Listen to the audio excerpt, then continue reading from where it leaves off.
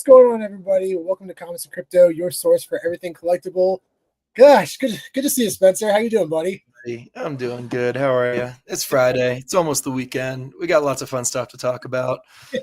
A lot of cool things to talk about. Obviously, a lot of big news in the VeVe world. We're going to talk about Futureverse as well. We're going to talk about some amazing giveaways from the community and some giveaways that we're running as well. And then we're going to dive a little bit into the sealed media stuff. We had some really big sales recently. We want to talk about that and the excitement there is around sealed media and the collectibles. So, yeah, there's a lot of fun things and different sides that we're talking about today in physical and digital collectibles. So, yeah, where do we start? How about we start with the giveaway? Yeah. Super cool. Very, very cool. And big shout out to Randy Chavez. He recently announced on his stream that they're opening up an auction for a partner statue donated by Dr. Profit. This is going to be an auction not just for a partner statue, but also a 1-week stay in a 2-bedroom suite at the Disney's Old Key Resort in Orlando. That can sleep up to 9 people. And it's valued over $7,000. The current bid right now is 4.1. And how do you 4.1K?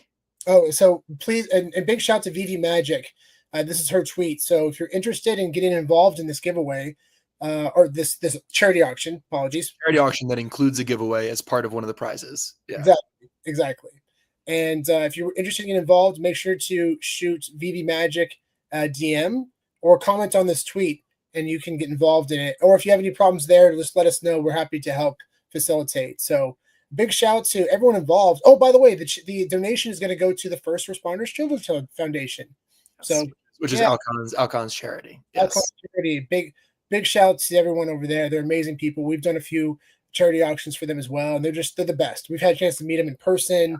They're amazing people, and they do wonderful things. So yeah, make sure to get involved if you're interested. This is a very cool opportunity. And actually, Randy, big shout out to Randy. He actually mentioned that you have the choice of hanging out with him or not in Orlando, but he'll be there during that time. He'll be there during that time. Yeah. So what are the dates in Orlando? It's in August. So August 23rd through. It'll be hot in Orlando. Oh, and D23 is August 29th to the 31st in Orlando. So it's like lines up with that. Oh, cool. Package deal. That's insane. Yeah. The auction is going to run until June 7th. So you have a little bit less than a month before it ends. But yeah, get involved in this, guys. This is so freaking awesome. Super cool to see. I mean, 4.1K current bid, and I think a partner statue you can buy for what, $2,000 right now or something like that, maybe even less. I think around $1,200 or so. 1,200, yeah. So yeah, super incredible to see the community come out and support and for this. Yeah, super cool. Big shout out to everyone involved again. It's so awesome. And I also want to give a shout out to Tina. She's doing a really cool giveaway that's connected to Mother's Day. So they call it the Globe with Gifts and Giveaways for the special moms in your lives. And this Sunday, there's a Spaces on Sunday. So you got to join the space. You got to like and retweet this tweet.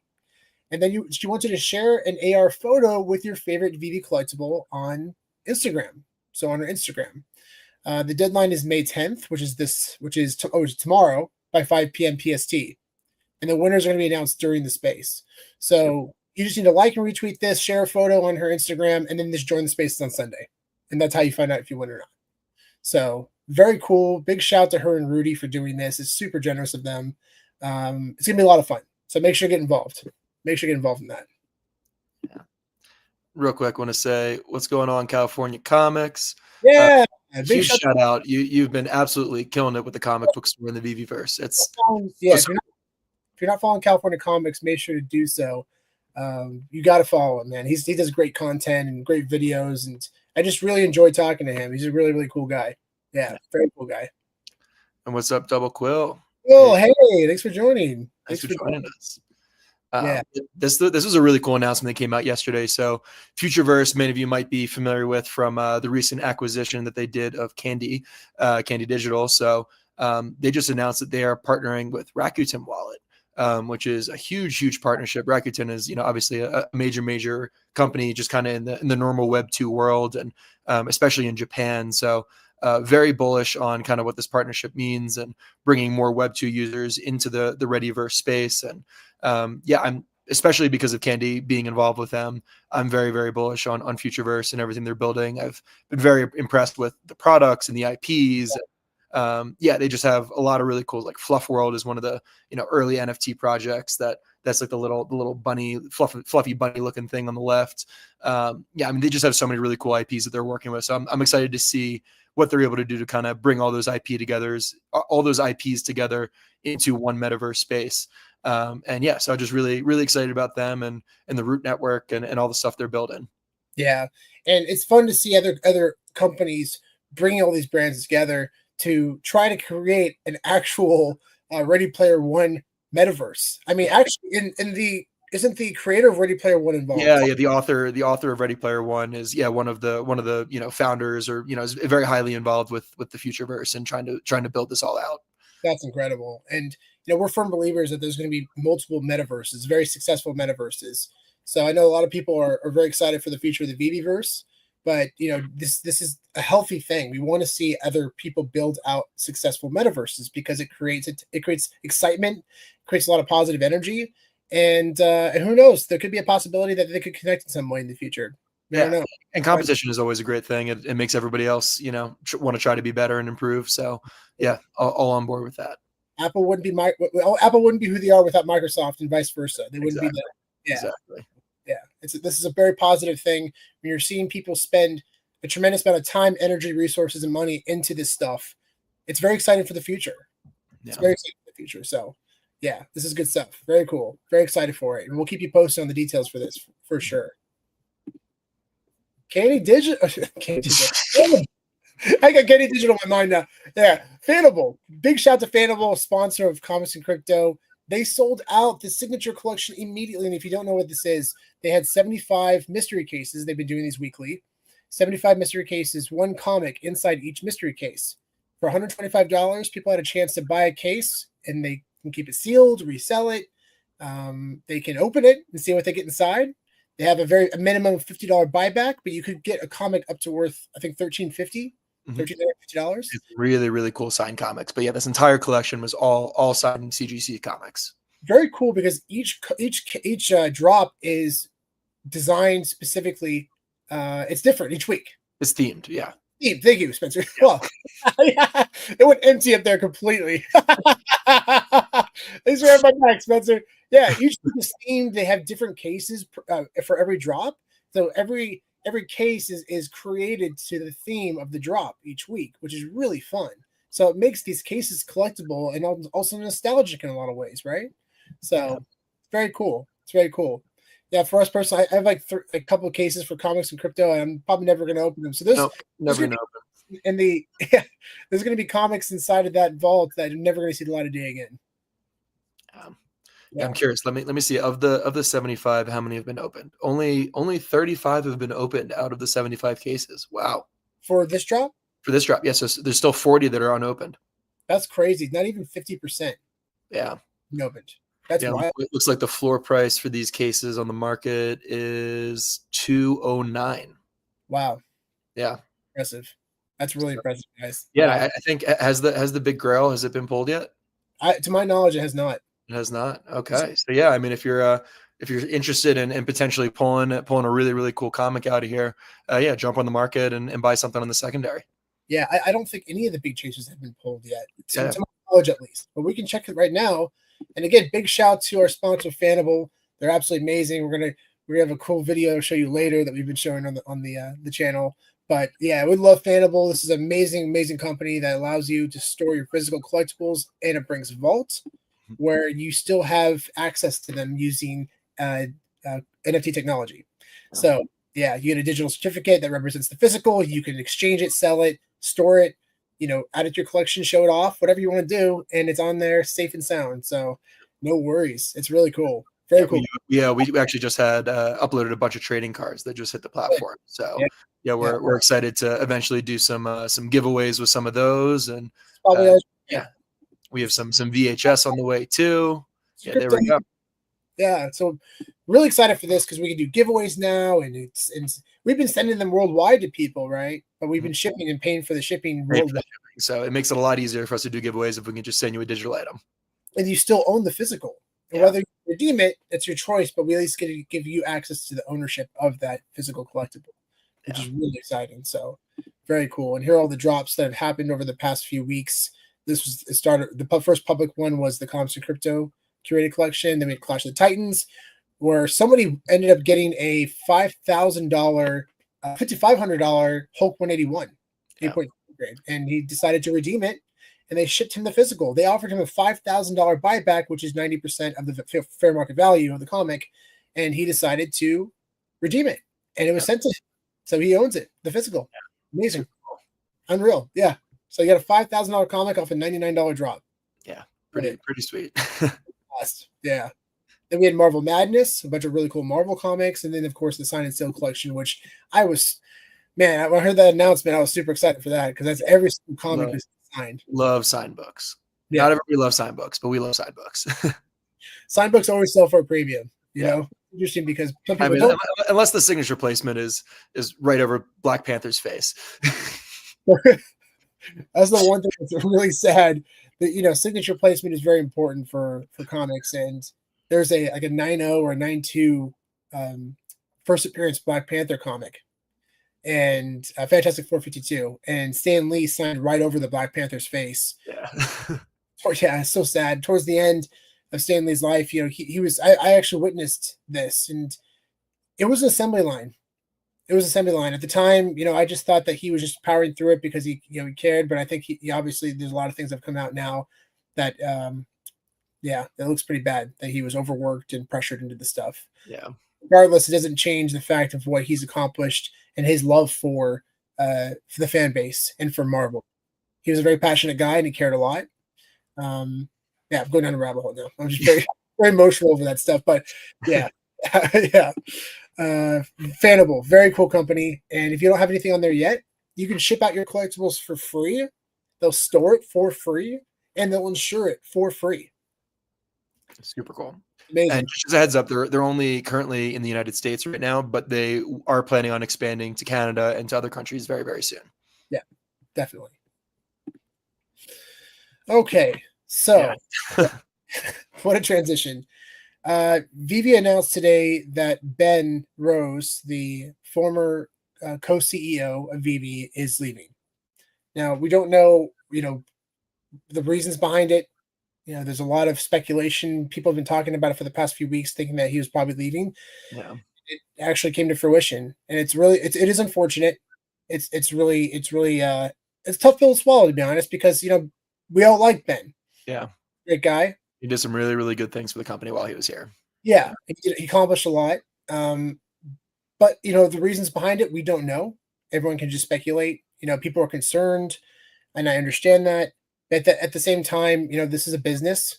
It's unfortunate that it becomes personal. Especially for us when we promote that the concept of family, which I personally feel that way. So it's when someone leaves that we care about, we take it very personally. Yeah. And we forget that this is a business. And again, I don't know the reasons why he left. But at the end of the day, they're running a company. And I'm sure a lot of the reasons behind it were for that reason. So, at the end of the day, we wish Ben the best. He's absolutely an awesome person. We've had a chance to have him on our channel. We've talked to him personally behind the scenes. He's just a really, really good guy. Really good guy. And we wish him the best. Yeah, and it sounds like based on his personal posts that he still plans on being involved and still plans on kind of tracking whatever is going on with VeVe. It doesn't seem like there's any hard feelings. So really thank you, Ben, for the time that you spent with VeVe and all the things that you were able to accomplish while you were here. Yeah, absolutely.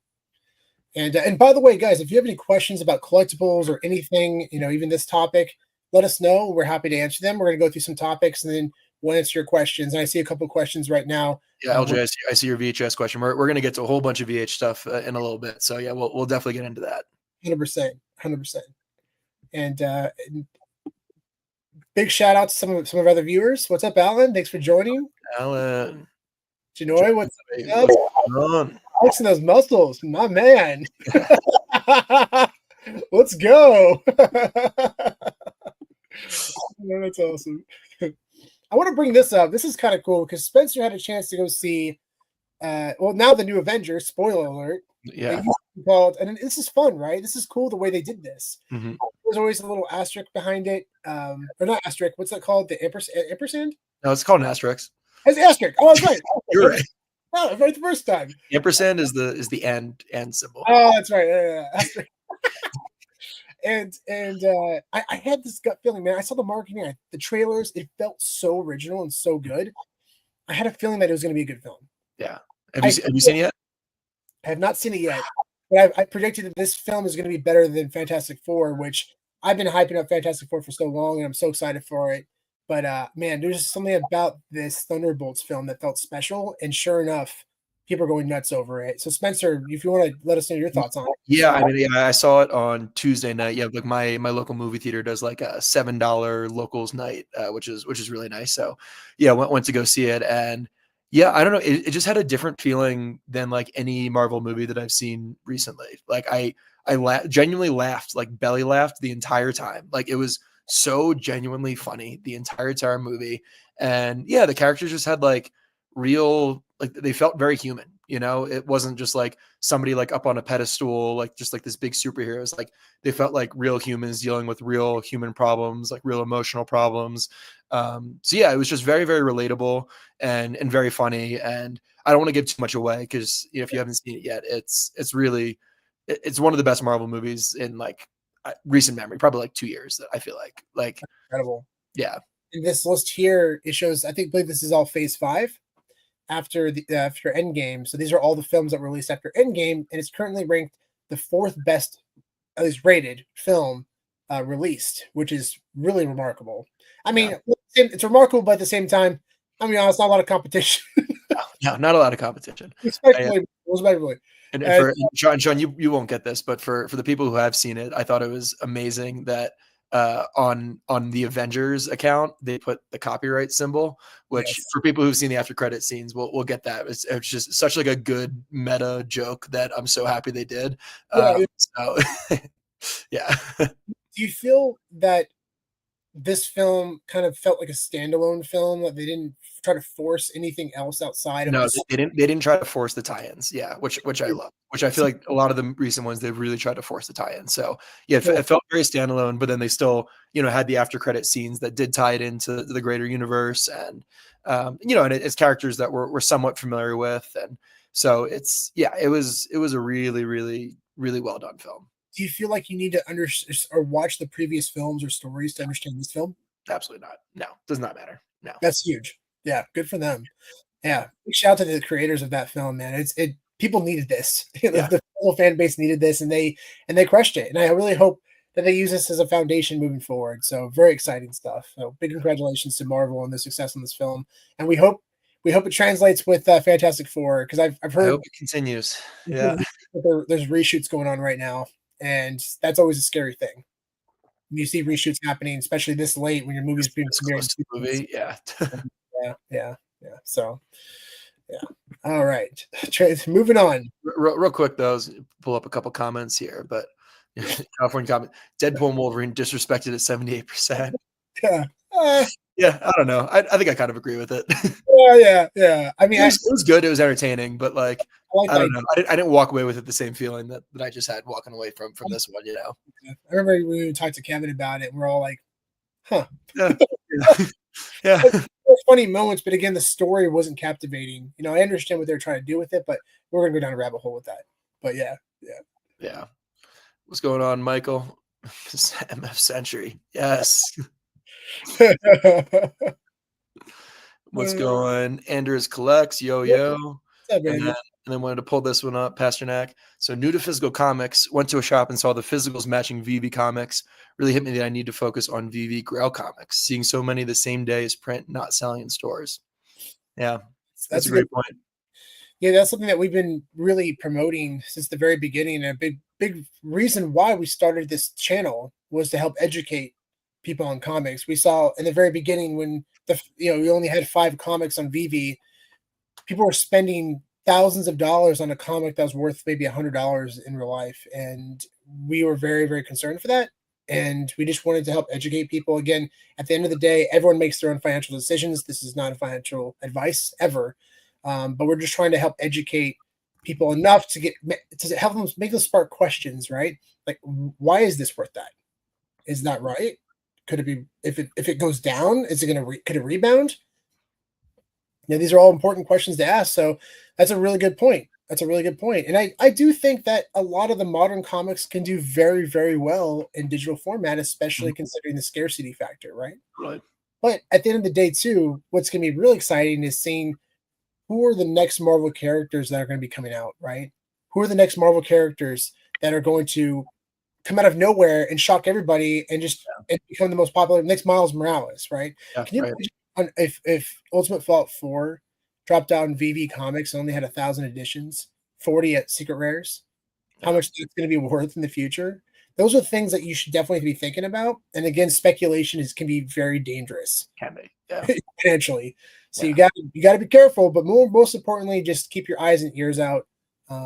News of films or shows coming out, potential upside for characters, and especially if that show is a huge success and you see this character having a long-term effect in the Marvel MCU or their own shows.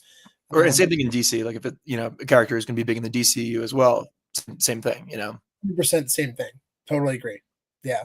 Although in DC, especially on Candy, you're starting to see a lot of the Grails, older comics being sold, and those always do well, right? And then, like to your point, the Grail comics are a safer bet. You look at the older comics like Fantastic Four 1, in its highest grade, sold for millions of dollars, like $2 or $3 million. But then on the very floor, you got to look at the floor too, guys. Not just the ceiling. If you're going to reference in real life value, look at the ceiling, but look at the floor. You can do that on Go Collect. Yeah. So I've seen comics that are worth like $200,000 or $300,000 in their ceiling, but the floors are like $100. Yeah. So when the comics are so far out of reach in the bottom, even $5,000 for Fantastic Four 1, $15,000, 10 to 15 grand for AF-15, that's going to translate a lot better, in my opinion, at least, in the digital space for Grails, because they're not achievable on the physical side, but they're way more accessible on the digital side. And you can get a common right now for AF-15, for example, for like $100.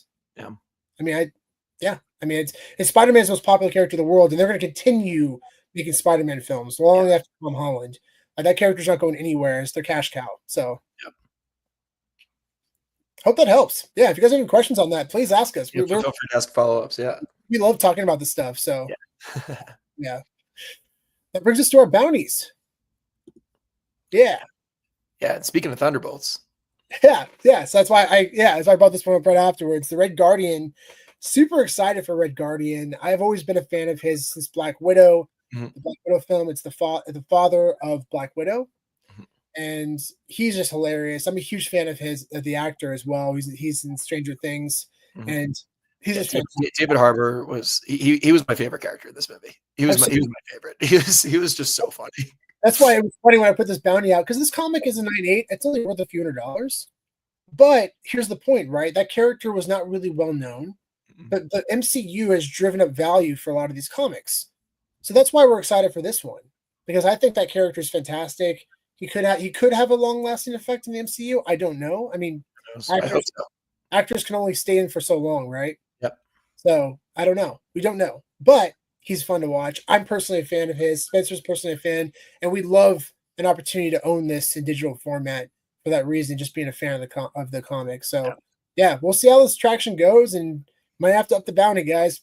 Even though, it doesn't really translate in real life, but it's a one-of-one price, and it's a one-of-one book, and I want it for sure.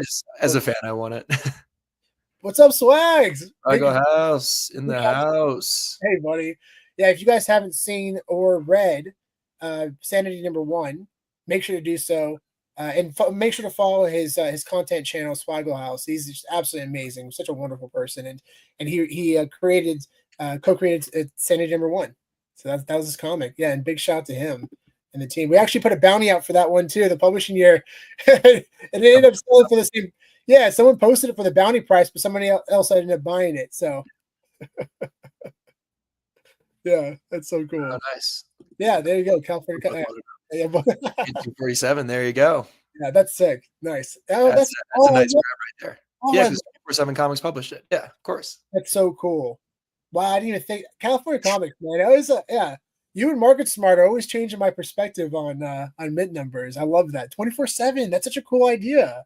And 666 on the uncommon. You picked up some good mints on that one. Nice. That is awesome. Yeah. Yeah. Yeah. Swaghouse. How cool is that? Yeah. That's awesome. That's so cool. But yeah, this bounty is currently ongoing right now. In a few weeks, they're going to burn the entire collection in the store. So make sure to, if you have some extra gems, you want to try to go for it. It's a cool comic at the end of the day, and we would love to own this mint number. So we'll make sure to continue updating on the progress of that. But yeah, that's awesome. That's awesome. Thanks for joining, and always check Stacker. If you're like, oh, did it get minted or not? You can check that on Stacker, Stacker.world. Big shout out to Dr. Profit and the entire team that are building something super special. Now you can buy all collectibles, Disney, Marvel with Omi, which is amazing. So huge. I've been kind of balancing it out, selling some stuff, to stack some Omi. So yeah, it's fun. I have a feeling that this is kind of like the precursor to like fully going Web3 and actually being able to take full ownership, because still everything is still kind of within the VeVe app. But then, this is the extension of the VeVe app where you can now use Omi, which is cool, which, is a step towards decentralization. But I think I really believe that, eventually we're going to get to a point where we're going to be able to start taking custody of these things. And I just think this is the first step to that. Yeah, absolutely. And I think the biggest reason why, guys, of course, is because of royalties. This is a huge issue for a lot of digital artists right now, is that royalties are not enforced. Yeah. And sorry, but Marvel and Disney are not going to have that. They're too big. And it's out of their control. So everyone can blame VeVe all they want, but at the end of the day, I would say I have no inside source on this, guys. By the way, this is my own speculation, but I presume that Marvel and Disney are like, no, we're making that money in the marketplace. Yeah, making that money. so if VeVe and Stacker, if they're able to come up with a solution that allows actual true ownership and true Web3 compatibility, but also allows and enforces royalties, then I don't see why Marvel and Disney and all these big brands and artists wouldn't jump on board and agree with that. Exactly. So fingers crossed they're working on something. Yeah, keep that in mind, guys. You point fingers at VeVe all you want, but I really, at the end of the day, I'm very confident that's the reason. It just makes sense, right? It's the licensors, yeah, of course. Yeah, it's logical. So yeah, but we have more bounties out, not just this one. And by the way, guys, if you want to keep up to date on our bounties, we try to post if we ever acquire anything or if something gets minted, we let you know. Go to our Instagram page. Yeah, Twitter things get lost in the Twitter feed, but yeah, our Instagram is a nice place to just see everything all in one place. Definitely. And if we claim anything, we'll definitely post. We usually always post it. I don't think there's anything we've claimed that we haven't posted. No, we always post it. Yeah. Yeah, 100%. Stormtrooper Triple Bounty. Yo, we are offering $1,000 per collectible, mint number 1977, which is of course the year, the birth of the Star Wars franchise. The birth of the Stormtrooper. The birth of the Stormtrooper. Yeah, 100%. So we're offering $1,000 for each one. Now, the one on the far right, the Minbin. Stormtrooper. That one's already been minted. And the person who minted it has not posted it at our bounty price. So you're right. Yeah, I don't know if we're going to end up claiming that one, guys, but that one has been minted, but there's still 2 left. So if you're interested, definitely get involved in that. Next up, we have Mandalorian bounty. Let's go. We are so stoked for this one. These are first appearance collectibles on the VeVe app. Not first appearance on the blockchain. First appearance on the blockchain was on Cryptoys. Yeah, we love our friends over at Cryptoys. We acknowledge that those are first appearance collectibles on the blockchain. And now keep in mind, it's important to know that VeVe has come out and said anything that's first appearance labeled, stamped is on the VeVe for their platform. Their platform. Yeah. And also these are very different style. These are, super high quality digital collectibles. Not the other ones weren't high quality, but they're meant to look like toys. It's a very, very different style. These are more, hyper realistic. Yeah. So yeah. Yeah, exactly. Yeah, these are really cool. They look fantastic. They look so good. Yeah, the video is great.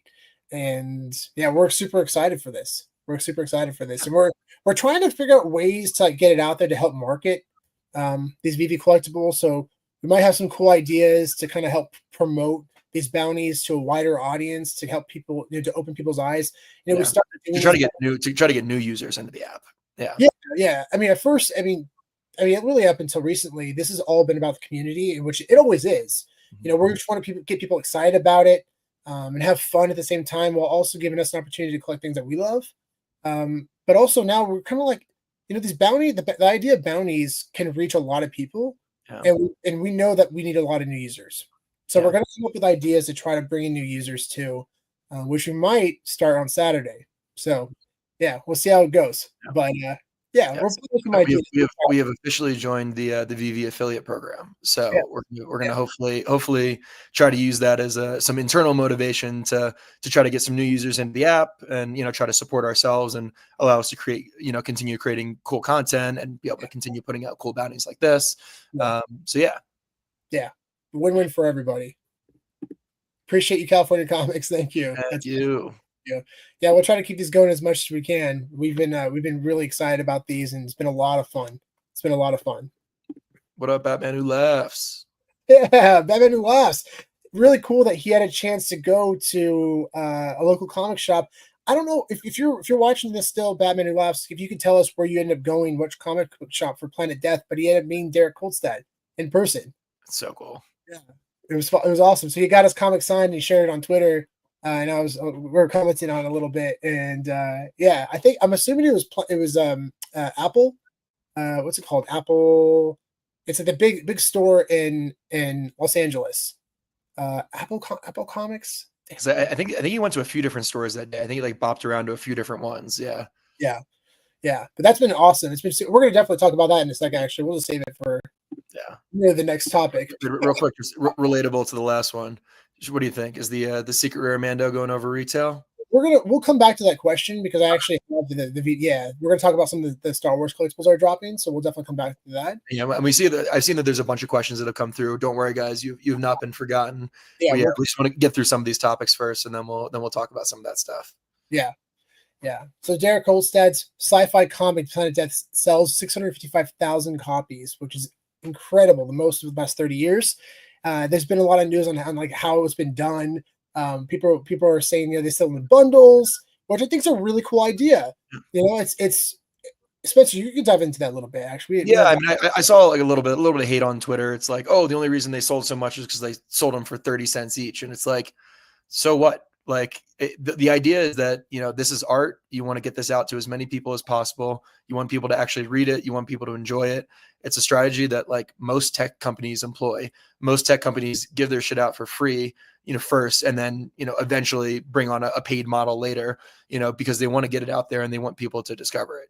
This is not a new concept. So I think they're just taking that model and applying it to the comic book industry. And if you haven't gotten a chance to watch our interview that we did last week with Dinesh, really, really awesome interview. And, we got to talk a little bit about their strategy and how they did this, and kind of their transition from originally doing, very, very limited comic runs, like, only releasing at 500 stores, and, making it very limited, and, now trying to go to a much broader audience. So yeah, I think definitely encourage you to watch that interview if you haven't gotten a chance yet.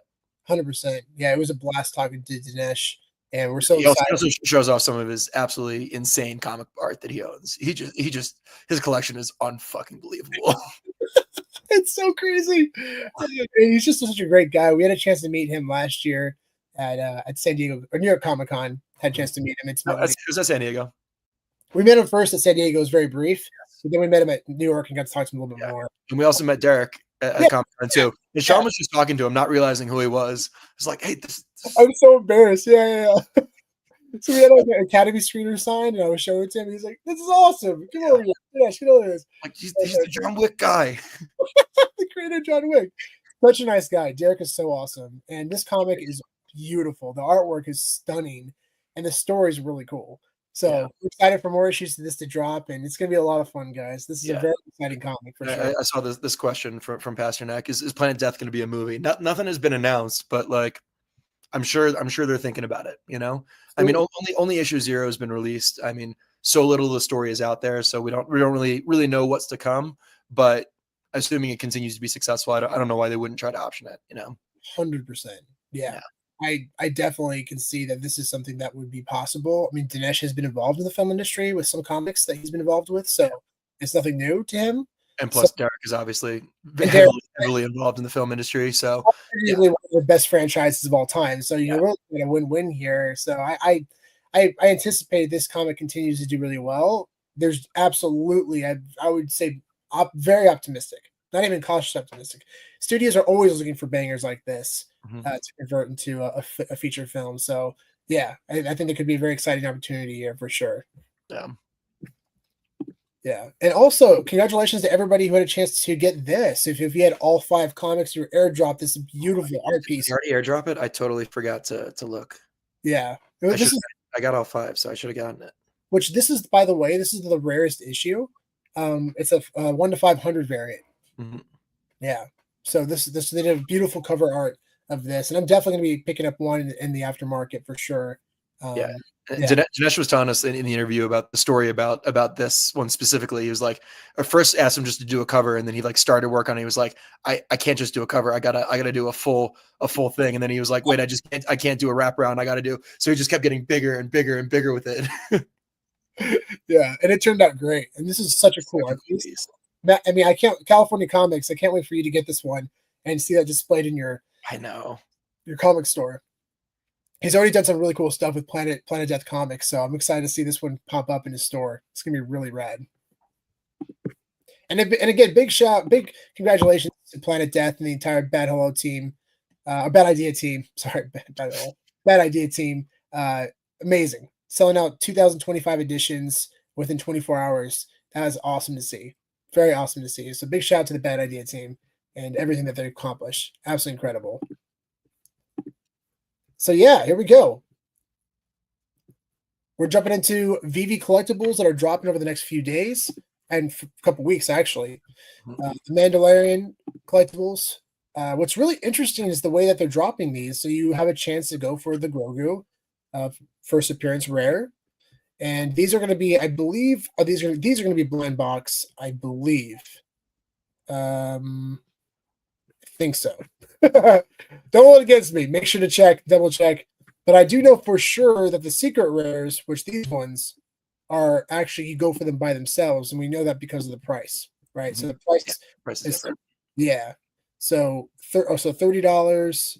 So actually, it looks like you can go for this one independently as well. Yeah, I imagine you probably go for all of them independently. Yeah, I think probably the Grogu and Din Djarin rare are going to be blind box. You think so? Just for those two, you think? Possibly. I don't know. It would say it on the article, I think. I didn't see it mentioned anywhere in the article, so I would doubt it. I think they're probably all going to be. Yeah, the series is dropping in standard waitlist format. Yeah, so everything's going to be individual. Yeah, there we go. As everybody knows, I have a hard time reading, so thank you, Spencer. We'll work on the lessons later today. Don't worry. Yeah, I got it. I got to work on the lessons later. So the Mandalorian and the Din Djarin secret rare and the Grogu secret rare are 70 gems each. 70 gems each. It was interesting because I put on there people going to go for it in the store or the marketplace, and I think 80% said they're going for the store. Quite a huge, yeah. So this kind of reminds us of back in the day with Spider-Man, the first appearance Spider-Man digital collectible. That was also independent. You go for each one. So I remember when we went for it, me, Spencer, and Kevin, we were debating which one to go for. Yeah, it's like, I don't think I'm going to get the secret rare. I think I'm just going to go for the ultra rare. Right? Did you remember that? That was so much fun. It's like, okay, we're going to go for the secret rare. If we don't get it, then we're going to go to the ultra rare, and then we'll go for the common. Because the common. Meanwhile, we all have 4 devices. Like we're all tapping on all of them. Using my toes. But yeah, this is very cool. And I mean, these characters are incredibly popular. I think the secret rares will sell it eventually. I don't know how. It really kind of comes down to the secondary prices, right? The marketplace. So if people buy them and sell them under retail, I think people are going to probably hold off on buying in the store because there's no incentive, right? There's no chaser. But at the same time, I anticipate people are going to want this and hold on to it. And I don't know. I don't know if we're going to see a very much lower price in the secondary marketplace. That's my prediction, at least. Yeah, but I agree. The price is high. The price definitely is high on this one. That's the one thing, right? The price is high. I agree. But it'll be interesting. I'm really excited to. It's really going to test the market. Totally. Sure. It's really going to test the market. We'll see how it goes. I think I'll probably end up buying a couple in this, or buying one of each in the store. So there's 2 right there. There you go. Yeah, it's gonna be a fun day for this, and of course we have bounties out for the rares. We have a $2019 bounty. 2019, yeah. So $2019 for mint number 2019 for each Grogu and Dinjarin. Yeah, and that we're not doing any bounties to the other ones because the mint runs are too low and we can't get 2019. There are special mint numbers that you could go like 77 or even. I mean, I don't know what secret rare. How low is it? Is there 19? I think it's 1,000. 2019. 21, yeah, for 2019. So 2019, if you don't know, that's the year that the Mandalorian was released on Disney Plus. So that's the first time we saw those characters in digital format. I know that Grogu was in another comic. I don't think it was before the show. No, it wasn't before the show. And there was like I don't know, like somebody claims that it was like a weird like Valiant comic or something like that, and there was like a cameo appearance where there's like a tiny little Grogu like way back in the audience somewhere, and like it was like a weird comic. It was like Obama fighting like I think Obama fighting aliens or something like that. It was like a really weird comic, but yeah, Grogu just like shows up really tiny in there, but it's unrelated to the story or anything like that. So like I don't think people really count it. Interesting, huh? Yeah. So will the secret rare go over retail? I think it's going to be close, but it's going to be very telling to see how people, are they going to flip this? Are they trying to hold on to it? I think at the end of the day, it's going to really test the market. But I think it is only 1,000, just over 1,000 editions, so it's possible. But yeah, it's just it depends how popular it is and how many people go for it. I mean, it is Star Wars, so it's huge, and maybe we get some new users who are who are going for this drop because they love Star Wars. But yeah, we'll see. Definitely. And let's see, the next one is real quick. I just wanted to bring this up, but yeah, I also just confirmed on my end. It doesn't look like they dropped the poster yet. So yeah, I didn't see it on my account. So I think hopefully it comes soon. Yeah, it will. And then of course we have the trooper helmets, which is very, very cool. We're talking internally if we're going to be doing any bounties for these, but this is also very cool collectibles that you can display in the VeVe verse or even in your home in the future. You can do it now actually, but I'm excited to see an opportunity to actually display these in real life, on your counters in your house, like officially, But also, what's really interesting is they're dropping a series 2 immediately, and you're gonna have an opportunity to see what's inside the helmet, which is wild. Yeah, I don't think we've ever seen that before in like any other format. At least I personally haven't. I wish Kevin could have seen this because I think he would really nerded out about that. Yeah.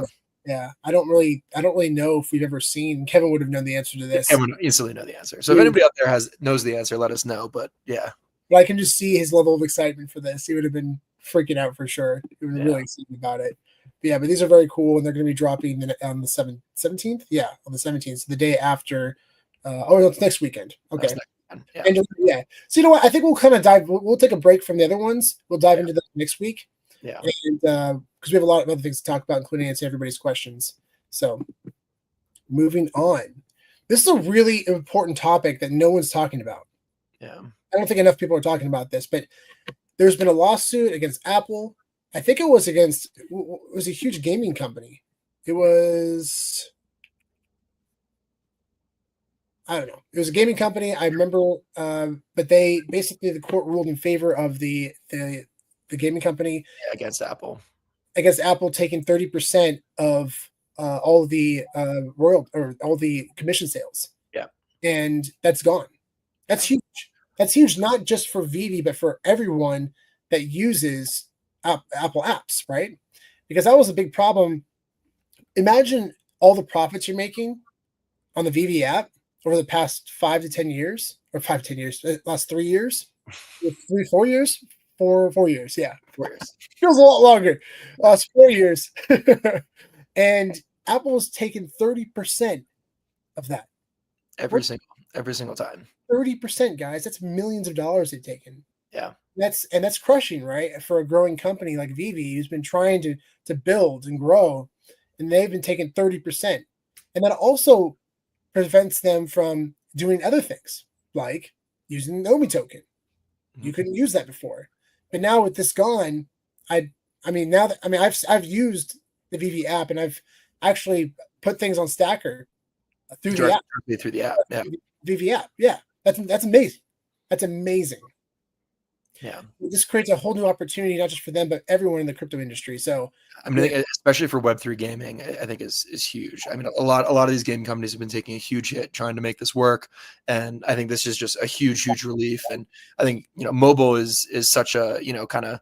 I think is one of the areas that like a lot of Web2 users, like, because so many people have phones. Not everybody has a gaming system. Not everybody has a really good gaming computer, but everybody has a smartphone. So it's like, in terms of bringing new Web2 users into Web3, I think it's going to bring. I hopefully think it'll bring a lot of new people in, and give an opportunity for games who maybe have not been focusing on mobile, for them to now start focusing on mobile. Yeah, so I'm really excited for this, and I think it's a big win for crypto. Huge, as the article says. Exactly. And Batman Who Laughs, thank you for that. It is epic. It was Epic Games, and honestly, congratulations, Epic Games. Thank you for revolutionizing the entire industry. Yeah, it's doing a lot, and these small companies deserve it. Honestly, it's going to help a lot of growth for sure. It's really exciting. So being Star Wars month, we want to talk about something that's really interesting. And this is a book that we picked up maybe last year and a half ago. Now, if a lot of people out there don't know, the actual first time that we see Star Wars in any format was actually in a book in 1976. So even though the film itself, 1977, is the foundation of the Star Wars franchise, that's the year that everyone associates Star Wars, there's still some value in the idea in the idea of 1976, because this is when we first time we see this book released, which is called Star Wars. It's called Star Wars from the Adventures of Luke Skywalker. And as you can see, the characters weren't fully fleshed out yet. Yeah. It's super interesting. But yeah, again, this is what you see right here, 1976. I got my copy right here. Sean gave this to me as a gift. One of my favorite gifts. Let's go. Yeah. So, and again, the value of 1976 is a mint number. It has to catch waves. People have to understand this, and you have to have people put value on it. So we're not saying go out and buy a bunch of 1976. If you have them already, amazing. But something to think about. This is interesting stuff. A lot of people don't really know about this. These books do sell for pretty decent premium. It's hard to find them in good condition like this one. I got super lucky, but they usually sell for around $100 on eBay. So, but yeah, see, that's a good point. That many laughs. Thanks for bringing that up. They're hard. They're hard to find in really good condition. Yeah, they're paperbacks, and a lot of them are really faded. The spines are all messed up and folded. Yeah, we were super lucky to find this copy. It's never been read.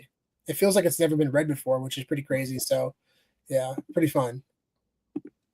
What's up, my collectibles? Thanks for joining. Yeah, there you go. He's the Star Wars book too. That's so cool. That's amazing. Yeah. So definitely keep your eyes and ears out for this. Most of your eyes. If you want to use your ears too, that's okay. But look out on eBay. Maybe you can find a nice copy. Advice to you guys: if you're looking for one, do a safe search for Star Wars First Edition and book, and see what pops up. And if you have a chance to snipe a good condition one for reasonable price, again, they sell on an average around $100. But if you find a really good condition one, might be worth spending a little bit more to get it. I think we got really lucky. We paid like $200 for this one, which is crazy. But something to think about. Very cool. So speaking of which, we actually had a chance to attend the Elite Comics 11 Collectors Hub. It took place in the San Francisco Bay Area. Basically, you have one location. We have a bunch of vendors coming in, and they sell their collectibles. And it was a surreal experience, guys, because I Ali, big shout to Ali and Bill from Elite Comics 11. Ali's like, hey, dude, we're doing the Bay Area. That's where I live, and all of our VHS tapes are located. And Ali's like, come on out. Like we'll try to sell some VHS tapes, because they started selling comic books on Elite Comics 11, but then they branched out to Elite Collectibles 11, and now they sell everything, which is really cool because you're seeing a very positive response to all collectibles. So We went to the event and it was a blast. We saw tons of comics sold. We saw a couple actually. It was a Fantastic Four 1 sell for about $25,000. We saw it was a 5.0 grade. We saw a Amazing Fantasy 15. I think it was like a 3.0, sold for almost $20,000. So I saw those in person. It was surreal to see those sales happen like that. It's really cool. I wasn't there in person, but I was watching live on Instagram, and the way they do it is awesome. Ali's just like there with his phone, just going around, as like the vendors like explain what they are and tell the story of what all the different things they're trying to sell are. And you got people like commenting on the live stream, like throwing out offers and, trying to claim things for whatever price they are. And it was really, really cool to watch. Yeah, absolutely. So I bought a bunch of VHS tapes and sealed media. We bought some sealed cassettes, and DVD movie premiere tickets. I bought a bunch of different stuff. Yeah, and it was fun to see the positivity, the reaction that people had towards that. We've been speculating on the sealed media market for a while, but we did not expect the overwhelmingly positive impact that it had. People are so excited about it. So and now people are asking us to come back and do another one. So yeah, we'll definitely be doing more. Yeah, it was incredibly validating, and we'll definitely keep you posted on the next one. It's gonna be a lot of fun. But yeah, I mean, here's boxes of stuff that we sold. We sold a lot of stuff. we sold over $10,000 in gross sales for our merch, and How much? Somebody commented and said there must have been waste so many VHS tapes. It was actually like 15 to 20. It wasn't a lot. I mean, that would scratch the surface of our collection.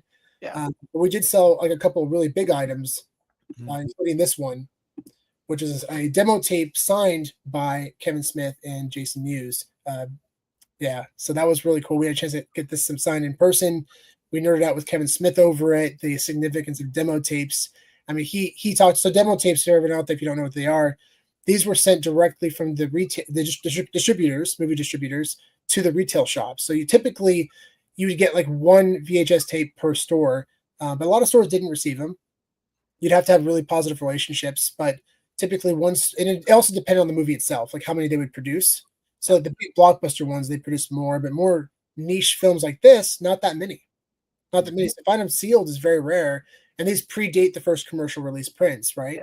And then the idea of these tapes was to try to convince the stores to actually purchase the tapes to stock their shelves with. So if you look at the back of these tapes, they usually have a bunch of different, stats about how well the movie did in the box office and popularity of the different artists. And yes, like Sean, if you can show an example of this one. Here's one for Half Baked, one of my favorite comedies of all time. But on the back right here, you see, it'll say like $20 million box office hit, and they'll show all the different details on it of why you should get this film in your store, which is so cool. And this is a sealed copy as well. I'm a huge fan of this film, and pure nostalgia for me.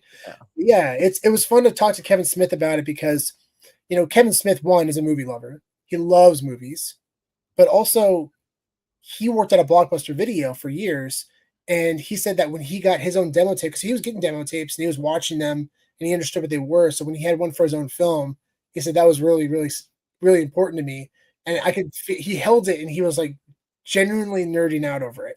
Yeah. And I feel he goes, don't tell me the back has a hockey jersey, and he flips it over, and his back is on the back of this one. Basically, they were giving away like a free hockey jersey, I guess, for every like 3 tapes you bought or something like that. That's like Clerks on it. Yeah, exactly.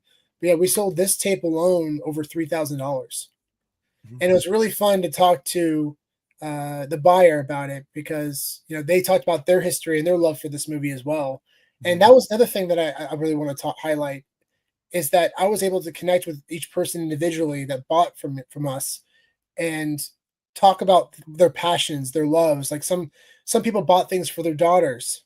There was it was a Hunchback of Notre Dame world premiere ticket that we sold. It's PSA graded, and he's like, "This is a gift for my daughter. It's her favorite movie." I'm like, "That's amazing.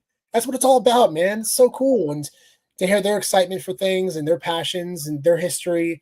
We sold a for your consideration screener. And we'll get to those more in a minute. But we sold one for Dear Basketball, which is an Academy Award-winning short film from Kobe Bryant. And on the back, it shows his credits, his name. It says, for your consideration, best animated short film. It says Kobe Bryant and Glenn King, who directed it. And they won that year. Kobe Bryant got an Oscar. And John Williams did the music. John Williams did the music. unreal. And I'm going to be honest, I just knew the value of what that could be. So we started buying them.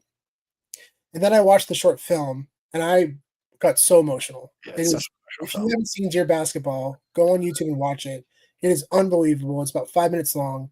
And it's it hits even more now after Kobe's passing. Yeah. What it really meant. But I was talking to the person who bought it, and he said he watched it with his daughter, who's 12 years old, and she's a huge fan of basketball and actually idolizes Kobe Bryant and Michael Jordan, which is amazing to hear because it's way before her time. Yeah. And they said they watched the animated short together and they both wept. You know, it had the same impact that it did on me. So I was like, I'm so happy and excited that it's going to somebody that appreciates it as much as we do. You know, that's really exciting. It's really, really exciting. Yeah. Is there a particular VHS in your collection that you'd never sell? It's probably a few. That's a really good question. Really good question. Actually, I have one right here.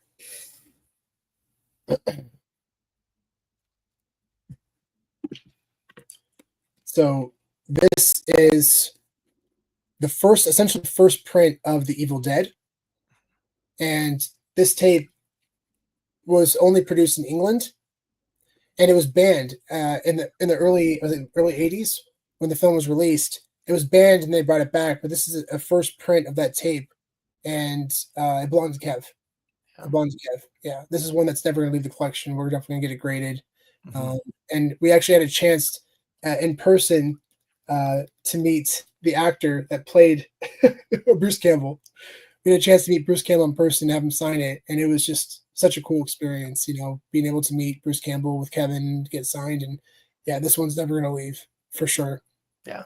It's kind of funny. I was going to pull this one up too. This is another one that was Kevin's as well. But yeah, this is a promotional copy, you know, not for sale or rental of Ghostbusters, which was just Kevin's favorite too. So yeah, these are a couple that are definitely never leaving the collection. Yeah.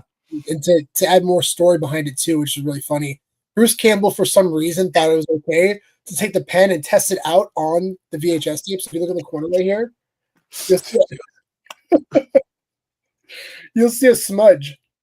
He literally took the pen marker and like tested it out in the corner. And I looked at him like, "Are you kidding me? Who does that?" And I looked at Kevin. And Kevin just like laughing like this, and I talked to Kevin about it. And like, you can just wipe it off. He's like, no, that's going to make a great story. And I think that's so cool that he decided to keep it on. And yeah, this is such a sentimental piece for sure. So yeah, and that's what it's all about, right? Yeah. That's great. That's not, my parents still don't know.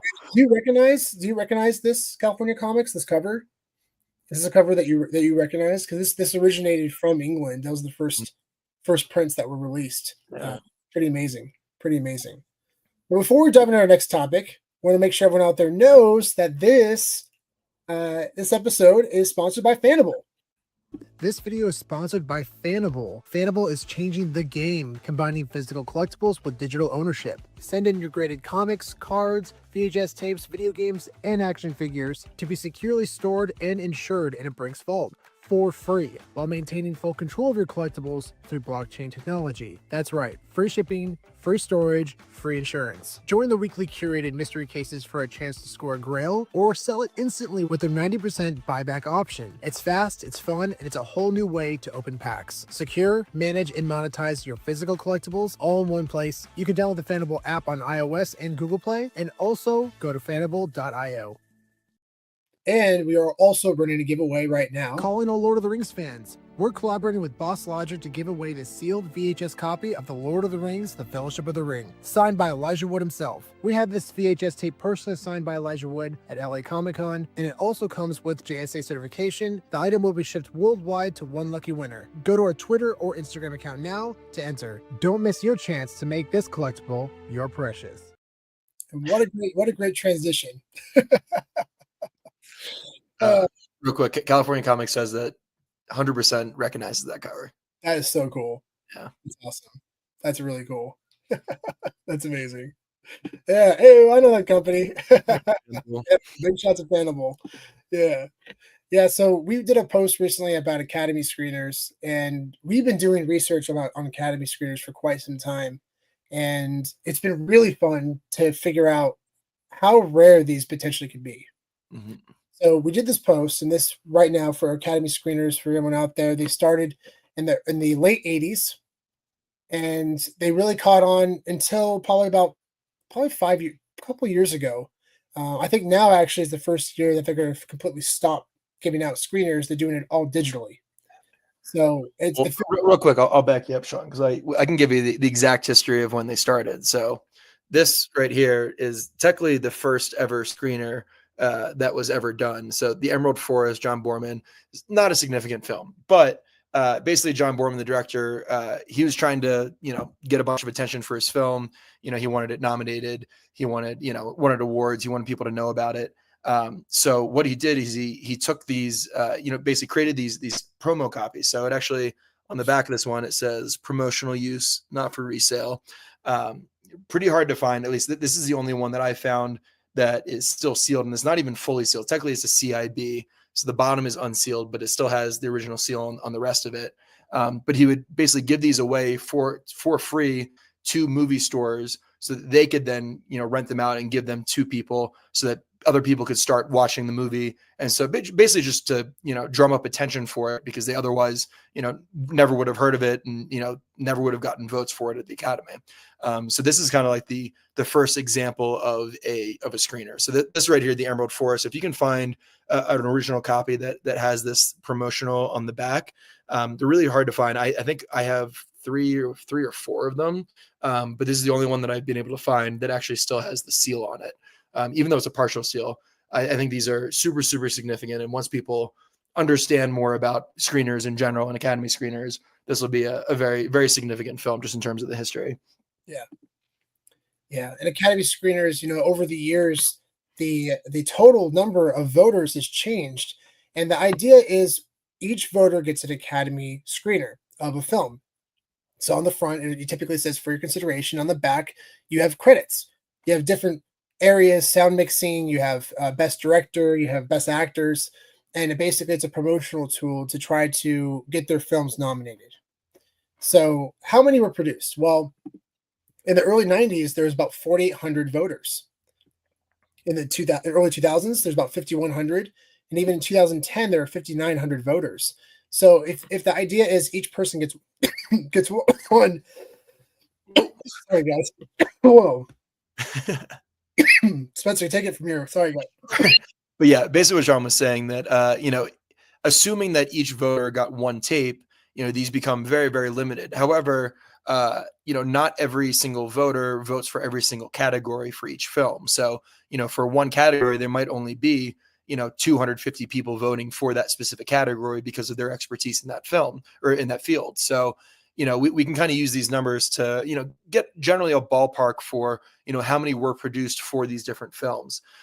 So, even at these numbers and, even at 5,000, for, and let's say every single person in the Academy got one of these things, that's still extremely, extremely limited in comparison to, potentially hundreds of thousands or if not millions of print runs that were done for these in VHS format, especially for really, really popular films like something like The Lion King, which was like the most produced film of all time, which produced millions and millions and millions of copies.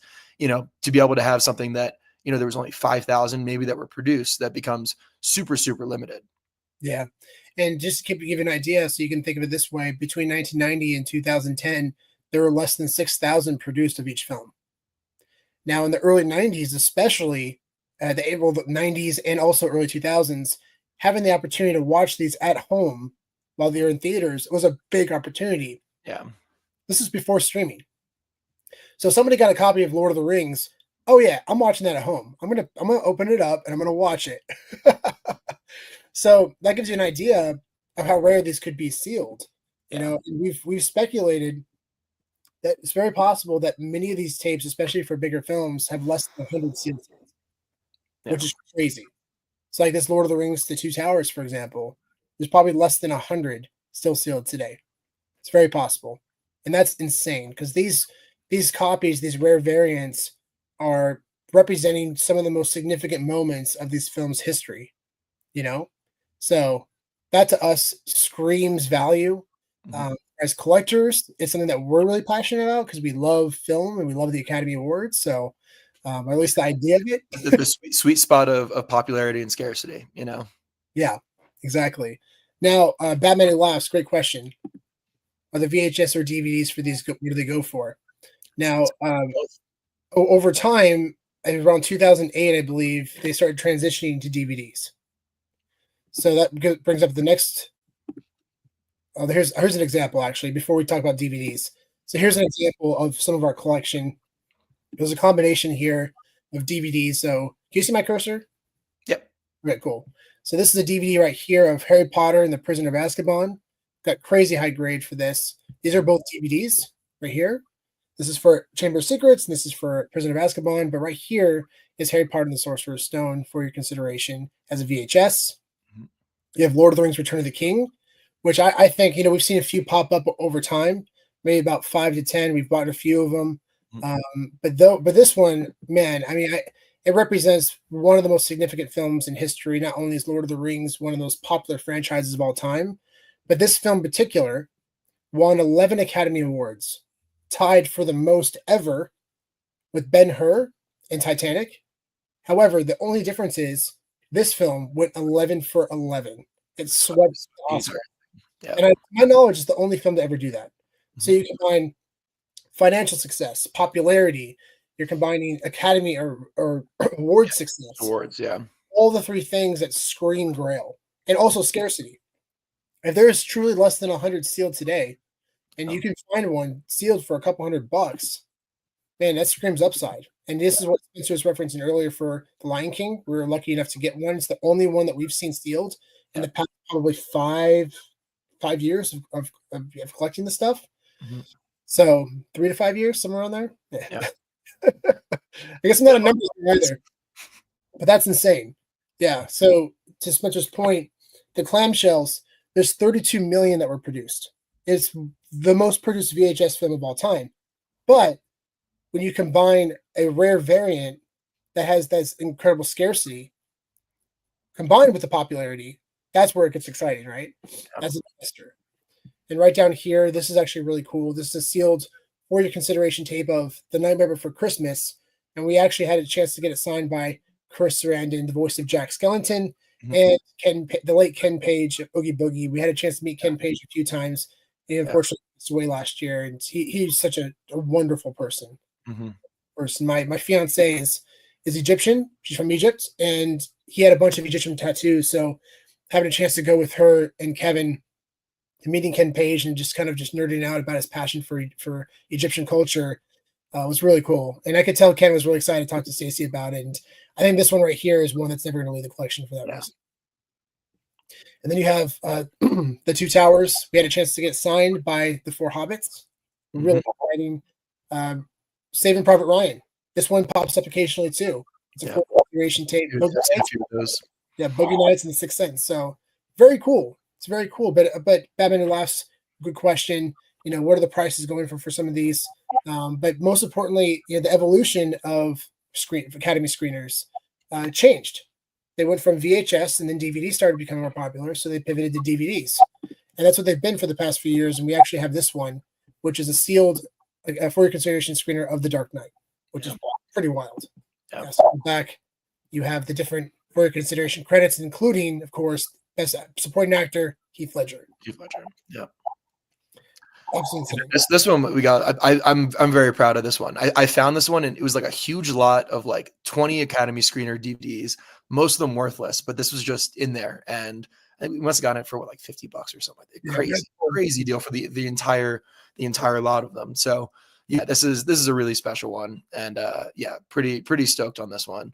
But yeah, and I also wanted to point out, so there, like Sean said, there's kind of like this transition period. So there actually are some films that have both DVD and VHS screeners for both. Harry Potter had that. Harry Potter is one of them, yeah. So we know for sure it goes back to at least 2001. Because we know Harry Potter and the Sorcerer's Stone had both DVDs and VHS. So that brings us to our next topic.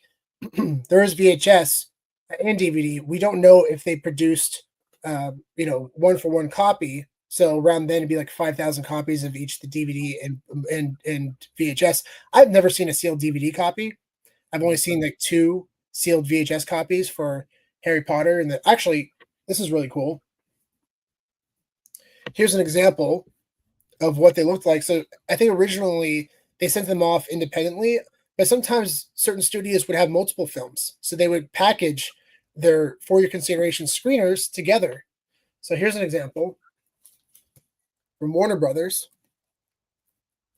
And you have different films. You have the Ocean's 11, The Majestic, and of course Harry Potter and the Sorcerer's Stone. Yeah. Now what's really crazy about that is it's sealed as a pack, but individually inside, flip that over, they're also sealed individually inside. Oh, yeah. Which is wild. Oh, that is upside down. There we go. So the Harry Potter, I could theoretically open this pack up and have individual sealed copies. Individually, yeah. I don't know. I mean, I don't know if there's I think it's so much cooler to have the whole thing all in one. Yeah, I think it's way rarer to have them all together like that. Yeah, I couldn't believe that this was still out there. It's crazy. Yeah. And the fact that someone didn't even open the entire case was absolutely crazy. But yeah, it's incredibly exciting. This stuff's really fun. We continue to learn about this stuff, and we potentially might have some news about a all-in-one resource for VHS collecting. And we're excited to talk about that in the very near future. So if you're excited about this, make sure to follow us on both Twitter and Instagram to get updates on that, because there could be some really exciting news coming up soon. Yeah. About that. I was going to pull up a couple questions real quick. So what is the price to get something graded, either DVDs or VHS? Yeah. So for example, there's different places you can go. Rewind is a big one. So here's a Rewind case example. So here's a screener of, I don't know if you guys know Rockadoodle. This is one of my childhood films signed by Don Bluth. But this is a Rewind grading case. These cases are absolutely stunning. They are expensive, but you're paying for. They're also like literally indestructible. We've tested it out. you can roll a car over one of these and it won't break. We are actually going to release a video soon of us driving over these cases, and nothing happens to them. Yeah. It's absolutely insane. So it shows the quality in your and so you guys know it's important. I mean, people think, oh, I'm just going to get graded. They're all the same. No, it's not true. Actually, there have been some cases that have damaged collectibles on the inside because the way that they're stored inside wasn't right. It wasn't healthy, and it actually damaged I think it was like $100,000 game. I don't want to say the company. You can do your own research on that one, but it's shocking. So Rewind is amazing. It's about $70 to get it graded, but I will say that it's worth every penny. And they're also amazing guys. Yeah, amazing guys. In fact, CGC is a little bit cheaper. It's very much cheaper. It's like $35. $35, yeah. Their cases are nice. You can't stack them as well. Mm-hmm. But I do like the presentation, especially if you're a CGC fan. Yeah, they present yeah. And the people that run these companies, especially the departments, amazing guys. Yeah, amazing. And really, really, really knowledgeable people. Like when it comes to grading, they know what they're talking about. Like, yeah. Like for example, I mean, like, and they don't have any favorites, guys. Like they're not gonna, if we have a tape that's resealed, they're not gonna. It's fine. We'll grade it. In fact, actually, Rewind, for example, we bought a Back to the Future 2 screener, and we were stoked. We ended up getting it signed by the cast, sent it in for grading, and they told us it was a reseal. Yep. So this is the tape. Look at that. Look how beautiful that is. It's signed by Principal Strickland, Michael J. Fox, Christopher Lloyd, Doc Brown, and then Thomas F. Wilson, who played Biff. Mm-hmm. But they didn't give it a factory reseal on there, non-factory seal. So still a really cool collectible, but 100%. Yeah, they're not doing us any favors. Right. Yeah. But the thing is too, to keep in mind, I don't think this particular tape, there have been tapes in the past, there's been foul play. Yeah. I would compare it to comic books for getting trimmed. You're trying to reseal a tape because you're trying to increase its value. So you're doing something that's fraudulent. Right. You're trying to cheat the system. And unfortunately that's happened. And it's really sad. But this one, I don't think it was. We bought it from this awesome guy, older gentleman who's been in the industry for 30 years. He's like 80 years old. Yeah, he was a distributor. Yeah. He's one of the OG distributors. And he sells stuff on eBay, but he's not reselling this stuff. And I think it was just probably done by either the distributors or the production company internally. I don't think that it was done with any malintent. So, for that reason, it's okay. We're okay with that. It's still such a cool collectible. I mean, it's still a screener for Back to the Future 2. It's still signed. Yeah. Yeah. It's so cool. The signature placements look incredible. And we're super excited for signatures on VHS tapes, and right now I wouldn't recommend sending anything signed, like VHS signed, to CGC because they don't have their yellow labels available yet. They come back as either a green label because it's an unverified signature. And it's just like, I've seen that online and it just breaks my heart because you have to send that back in once they get their yellow labels. But it's happening eventually. It's just a matter of when, not if. But they are going to look fantastic. Those yellow labels for the home video collection. It's really, really cool. What up, Jason? Jason! Yeah.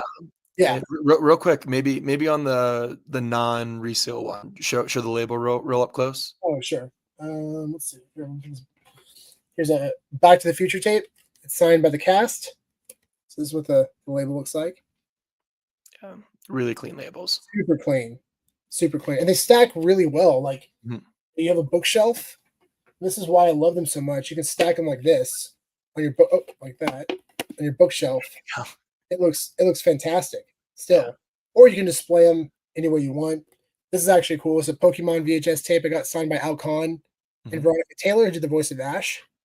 So, and what's really cool too is on the back they have little facts about the IP, some trivia as well. Yeah, they did put a lot of effort into their labels and they put a lot of time, and it's really cool to see that. It's really cool to see that. So it is worth the price for sure of $70 to get something graded. But I would also ask yourself some questions like, is this for my personal collection? Am I looking to resell it? And you got to weigh out the value. Those are the questions you got to ask yourself because it definitely adds up. We've sent stuff into Rewind and paid a lot of money to do it. Yeah, so you just got to weigh out what's best for your own financial situation and also your own collection. Fanable right now, they only accept Beckett and CGC graded VHS tapes. Yep. Rewind not yet, and the reason why is because they had to create 3D models for these collectibles, and they're just not as standardized as the other ones are. Right? Yeah. But we're going to push for it. Hopefully more time. So if you get stuff graded by Fanable, or sorry, by Rewind, and anyone says the Fanable, it's not available yet, but it will be. But we've sent a couple of VHS tapes to Fanable. We're excited to get those up there and help promote because we plan on sending a lot of VHS tapes to Fanable. Yeah. Mostly just to declutter. Mostly to declutter for sure because it's a lot, guys. I don't even want to show. It's so bad.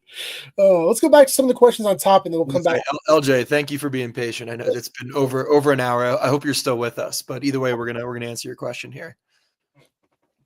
So, can y'all give a quick breakdown of 1989 Batman VHS? There are definitely some variants, and trying to figure out the rarity between the ones that are out there. Yeah, definitely. 1989 Batman is very tricky because no one knows for sure what's a first print. There's speculation that some of the tapes, which one is that? We'll show the wraparound. Yeah. Yeah. So people speculate that this could be a first print because of the wraparound, but even then, there's still no confirmation. You don't have any real confirmation on it. No confirmation. Now, if you're interested in getting involved in this tape, I recommend going for the Pepsi screeners. Mm-hmm. Yeah. I presume that those probably predate the original releases. They were screeners that were sent out. I'm assuming sponsored by Pepsi or sent to the Pepsi company for review. I believe that they were sponsored, but yeah, something to think about. That's one of or it's a Coke screener. I'm sorry, not Pepsi. It's Coke. Is it the Coke screener? Oh, yeah, yeah. So on the side it says screener, or look for screener tapes of that film, and those will always probably sell for a premium compared to those are a little bit more limited. Yeah, this one's cool because it actually has the original retailer sticker on it back there, which does say 1989 on it. We don't really have a more specific date than that, but at least we know that it's an early release. Exactly. Yeah. So Alan says, I mainly collect music in vinyl, laser discs, cassettes, VHS formats. Over the past year, I've started collecting sealed CDs as an investment. I'm thinking CDs might be making a comeback. I 100% agree with you. I actually have, what is it? I don't know, it's here somewhere, but I've been buying some really high grade Taylor Swift CDs and getting those graded, like some of her first albums. Her first album CD, especially last year at its peak, was selling for insane amount of money, like over $1,000. Yeah. Crazy. I remember there was a signed CD from a folklore album. It was an 8.0 grade, and you could buy them for like $100, $150 raw. But it went up on golden auctions. It was graded by Rewind, and it sold for over $2,000. Over $2,000. So once you get something graded, it really adds that layer of validation and authenticity. So yeah, it's really cool, man. It's really cool. Yeah. No, I mean, I think just in general, I mean, there aren't very many physical products in music being produced anymore. Everything's streaming now. So, I think, just like VHS and, really just all sealed media in general, it's all going away. So I think over time, it'll just become more and more collectible, more nostalgic. And yeah, I mean, CDs, it's, I think a lot of the value, I think recently has been, in vinyl and has been in cassettes. And I think CDs haven't totally caught on as much, but, there's incredibly popular music that has been released on CDs that if you can still find it sealed, I think can still have incredible value. Yeah, exactly. Yeah, and always look for like the original hype stickers, check the years. Hype stickers, yeah, like branding, things like that, like, like advertisements on them. Yeah, those definitely help. And yeah, I mean, but it's also like there are really good resources for music, like Discogs is a really good website if you're not familiar with that one. Which if you're a collector of all this stuff, you probably are familiar with it. But for anybody else, Discogs, DISC, like disc OGS, Discogs, really good website that has a lot of good information about different releases, when things come out, different variants, and also they have a marketplace, so it's a good place to buy things as well. But also, I use it primarily as a research tool. Yeah, absolutely. We strongly believe in CDs and also cassettes. Cassettes have already sold for a very high premium, crazy high premium. Yeah. And so the answer is yes, we do collect music. We have some pretty cool cassettes that like I'm very excited about. Like I'm a massive Soundgarden fan. So like one of the things that I really like to collect are advanced cassettes, which are, similar to promos, but these were cassettes that were sent out to music retailers ahead of time for them to same thing, to figure out how to, to stock their shelves and all that. So, usually it says advanced cassette on it. And it usually doesn't have the cover art. Usually it's just text on it. So here we go. This is the exact one I'm talking about. So yeah, this is for the album Super Unknown. And this is an advanced screener. This is one of my favorite albums of all time. If you know Black Hole Sun, this is the probably the biggest song by Soundgarden. This is the Yes, it comes. There we go. If you didn't know it, now you do. But yeah, they're these very, very basic tapes. They don't have the actual artwork on them, just kind of just the text. So yeah, these are really, really cool. So I like to collect those. Yeah, and this is like an example of a BC Boys one with a hype sticker on it. So generally the ones with the hype stickers tend to be for a first print because they're trying to hype it up on the initial release. So Sabotage.